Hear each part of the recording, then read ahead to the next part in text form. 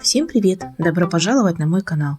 Сегодня я хочу показать, как сделать красивые бантики для девочек более старшего возраста. Сегодня я буду использовать ленту атласную двухстороннюю. Приобретала я в магазине «Совушка». Если кому интересно, ссылочку я оставлю в описании под видео. Чем можно заменить такую ленту? Можете соединить две атласных ленты изнанкой внутрь, либо же взять обычный репс. Досмотрите видео до конца, и я вам покажу в конце шикарный набор, который я сделала из репсовой ленты, а также еще другие варианты таких бантиков. Приятного всем просмотра!